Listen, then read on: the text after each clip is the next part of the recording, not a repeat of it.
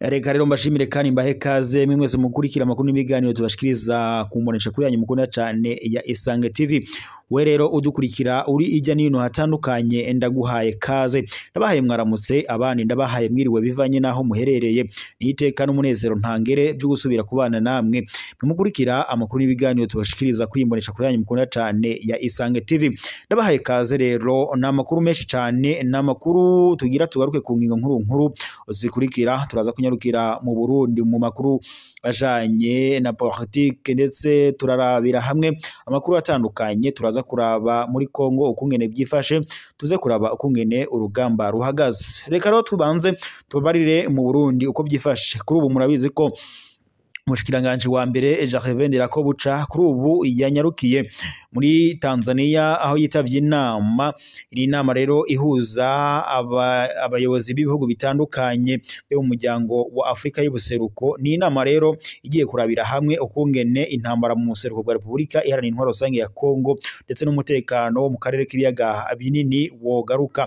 Kuri ubu rero mu matukuru duhawe n'amasoko yacu nyene mu matohoza yakoze atubariye ko ngo kuri ubu uyu umunyamabanga mukuru ndetse nyene uyu Gervais Ndirakobuca aho yitavye inama ngaha muri Tanzania. Amakuru duhawe nuko ngo yoba asohowe mu cumba c'inama, birakomeye indege iciye ija kumutora kubera ko nyene ngo yankiwe kuja muri iyo nama. Vyovoye kuki amasoko yacu mu makuru aduhaye atubariye ko ngo yoba asohowe mu nama bivanye nyene n'ukungene ngo nawe yoba ariko Burundi buragira uruhara mu ntambara n'injyane ziriko ziraba mu buseruko bwa Republika Iharanira Intwaro Rusange ya Kongo.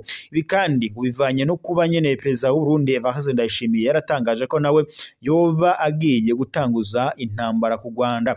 Ivyo rero biciye bituma uyu mushikiranganje wa mbere Gervais Ndirakobuca aho yari yitavye inama muri Tanzania byaciye rero ibibazo. Kuri ubu ngubu asohowe mu nama yirukanwe bitewe niki. Ubu ngubu aciye ahamagara umukuru w'igihugu cy'u Burundi Evariste Ndayishimiye ngo obohereze indege ice iza kumurerura. Turaza kubavira mu makuru yacu ku buryo bw'idonido ukungene byoba bihagaze. Murabizi neza ko iyi nama nyene ibereye muri Tanzania nyuma yuko umutekano muri Republika Iharanira Intwaro Rusange ya Kongo wamaze gutosekara. Umugwi wa M23 kuva wakongera kubura imigwano, ibintu vyarazambye muri Republika nyene Iharanira Intwaro Rusange ya Kongo muri Kivu y'Amajyaruguru ngaho nyene mu buseruko bw'ico gihugu. Amakuru rero twaronkejwe n'amasoko yacu aranatubarira ko ndetse kuri ubu ngubu perezida wa Afrika y'Epfo Cyril Ramaphosa nawe yamaze gufata umwanzuro wo kuvana abasoda biwe baba bari muri Republika Iharanira Intwaro Rusange ya Kongo. Abarabira hafi rero ivy'urugamba rubera muri Republika Iharanira Intwaro Rusange ya Kongo bari kwibaza ese ingabo z'u Burundi zoba ziri bugume muri Republika Iharanira Intwaro Rusange ya Kongo zigahangana n'ujya muhari wa M23. Ibintu rero vyazambye ku mbuga ngurukana bumenyi, nta kindi kiriko kiracaracara. Bariko baribaza kuva Cyril Ramaphosa yamaze gufata ingingo yo kuvana abasoda biwe muri Republika Iharanira Intwaro Rusange ya Kongo ukungene biraza kumira. Gusa hari n'abari kwibaza ese kuva yoba ingingo Cyril Ramaphosa afashe yo kwivana abasoda biwe muri Republika Iharanira Intwaro Rusange ya Kongo byaba bivanye no kuba ngo hari ubutare yari yaremerewe na Antoine Felix Tshisekedi Tshilombo, hama rero ngo akaba atarabumuhaye. Abantu bariko baribaza ibibazo byinshi bitandukanye, ndetse niyo nama yatanguriye nyene muri Tanzania iraza kugaruka kuri uwo mutekano uriko uravugwa muri Republika nyene Iharanira Intwaro Rusange ya Kongo aho umutekano wamaze gutosekara. Mu nyuma y'ivyo rero turaza n'ubundi no kongera tunyarukire muri Afrika y'Epfo, aho rero muri Afrika y'ubumanuko muri ico gihugu. Amakuru twaronkejwe n'amasoko yacu, hari amakuru dutohorejwe nyene tuyabonye ku mbuga nkuruganabumenyi. Hari amakuru rero avuga ko mu gihe Afrika y'Epfo ngo kuri ubu nyene biri kuvuga ko Afrika y'Epfo yoba iri kugandarira abasirikare bayo baguye muri Repubulika Iharanira Intwaro Rusange ya Kongo, aho rero Perezida Cyril Ramaphosa avuga ko ngo agiye gutahana ingabo ziwe ziri muri Repubulika Iharanira Intwaro Rusange ya Kongo. Perezida Cyril Ramaphosa wa Afrika y'Epfo yaraye atanguje ikigandaro c'imisi ishika 7, aho rero ngo Afrika y'Epfo izoba yunamiye abasirikare 14 baherutse nyene ngo guhitanwa n'intambara zari ziriko zirabera mu mujyi wa Goma. N'intambara nyene yahuzaga umuhari wa M23 ndetse n'igisoda ca leta ya Kongo FARDC nabo bafadikanyije guhangana n'uyu muhari w'abaroberi, harimo igisoda c'u Burundi ndetse na SADC, ndetse hakaza ingabo za Malawi n'abacangiro ndetse n'abandi batandukanye bifadikanyije na leta ya Kongo guhangana n'uyu mugwi wa M23. Kuri ubu rero Cyril Ramaphosa nyine bavuga ko muri Afrika ya Epfo abasoda nyene 14 bagandaguriye muri intambara ngo kuri ubu ngo batangiriye ikigandaro. Abasirikare ba Afrika y'Epfo bagerageje kugwanirira ico gisagara nyene ca Goma gikomeye co muri Repubulika Iharanira Intwaro Rusange ya Kongo, ariko ngo biza kurangira umuhari wa M23 ukibatesheje ndetse uca uragisigarana. Mu makuru rero twatohoreje n'amasoko yacu nibwo ngo ejo niho ibiziga byabo basoda byatahanwa mu gihugu ca Afrika y'Epfo kwa Cyril Ramaphosa.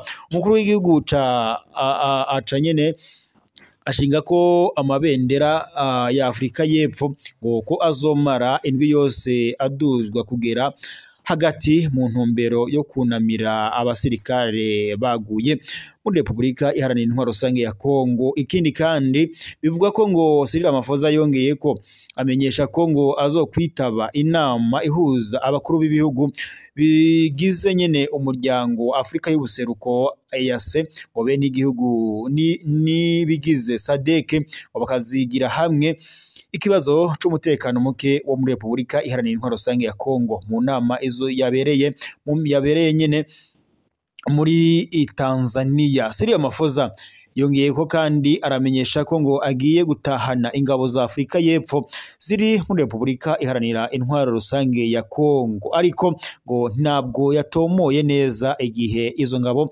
zizovanwa muri Repubulika Iharanira Intwaro Rusange ya Kongo. Rubandanyirije nyene kuri aya makuru avuga ko ingabo za Afrika y'Epfo zoba zigiye kuvanwa muri Repubulika Iharanira Intwaro Rusange ya Kongo. Cyril Ramaphosa amaze imisi atoroherewe na gakeya ku kibazo c'izo ngabo, atakuvuga rumwe abatavuga rumwe rero n'ubutegetsi bwa Cyril Ramaphosa baravuga ko ngo bamwagiriza ko ngo yazirungitse ku nyungu bwite ziwe, ngo kubera ubutare uyoba yaremerewe na Perezida wa Kongo Antoine Félix Tshisekedi Tshilombo. Hari rero abandi bateye akamo bagira bati abasoda b'u Burundi bazohabwa iteka ryari, mbega tweho abana b'u Burundi bazobandanya gupfira inyungu za Perezida Evariste Ndayishimiye muri Repubulika Iharanira Intwaro Rusange ya Kongo kugeza ryari, mbega tweho umukuru w'igihugu azunamira ryari abasoda b'u Burundi bahoneye muri Repubulika Iharanira Intwaro Rusange ya Kongo. Abandanya kandi abarundi bagira bibaza bati mbega ibiziga by'abasirikare byose bizokurwa muri ofirigo ryari kugira ngo bishinguranwe iteka, umusoda w'umurundi azogira agaciro ryari? Mu gihe rero azi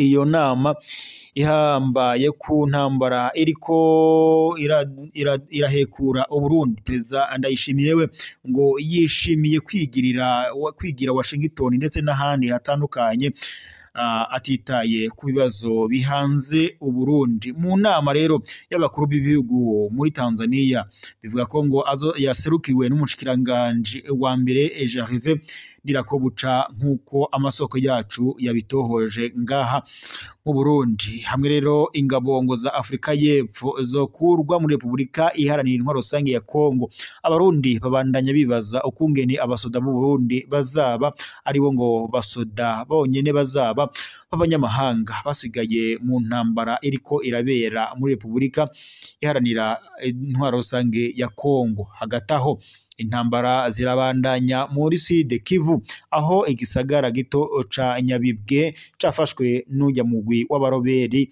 hirya y'ejo mwijoro. Reka rero nubundi twariko turababwira ku makuru nyene ajanye no kwongere inama ya Afrika y'umuryango wa Afrika y'ubuseruko yateraniye muri Afrika y'Epfo, ndetse mu makuru duhawe n'amasoko yacu batubariye ko kuri ubu umushikiranganji wa mbere w'u Burundi Gervais Ndirakobuca kuri ubu ngubu yaba asohowe mu nama, kuri ubu ngubu arirukanwe bivanye n'uruharango igisoda c'u Burundi caba caragize mu ntambara iriko irabera muri Repubulika Iharanira Intwaro Rusange ya Kongo. Perezida w'u Burundi Evariste Ndayishimiye yagirizwa kujana ingabo mu kinyegero muri Repubulika Iharanira Intwaro Rusange ya Kongo, ndetse zikaba zijyayo zifatikanyije na n'ugwaruka rw'umugambwe uri ku butegetsi CNDD FDD arirwo urw'imbonerakure. Kuri ubu rero Gervais Ndirakobuca yuriye rutemikirere asubiye iwabo mu Burundi, bamwankiye ko yitabira inama y'umuryango wa Afrika y'ubuseruko ariyo yasenyine ngo izora igiye kurabira hamwe ukungene umutekano wogaruka mu buseruko bwa Repubulika Iharanira Intwaro Rusange ya Kongo. Reka mbashimire rero mwese Barundi namwe Barundi kaze mwadukurikiraga muri mu bice bitandukanye bigize igihugu cacu c'u Burundi. Ndabateye yambo mwe mudukurikira muri mu Kigobe, Bujumbura, mu Kinama, Gitega n'ahandi ijya nino hatandukanye mu Burundi. Reka kandi dutere yambu abadukurikira bari mu bihugu bibanye nk'u Rwanda, Repubulika Iharanira Intwaro Rusange ya Kongo, Tanzania, Uganda, Kenya, ndetse n'ahandi ijya nino mu makungu kw'isi hatandukanye, nk'abari ngaho i Buraya, abari muri Amerika, Australia na Australia n'ahandi kw'isi hatandukanye. Mwese tubashimira kuba mukurikira amakuru n'ibiganiro tubashikiriza.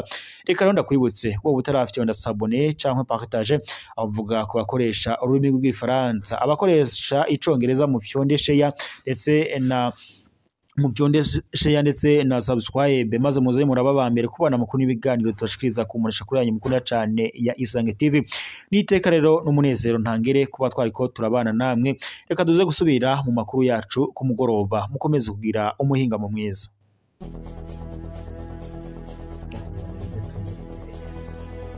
No.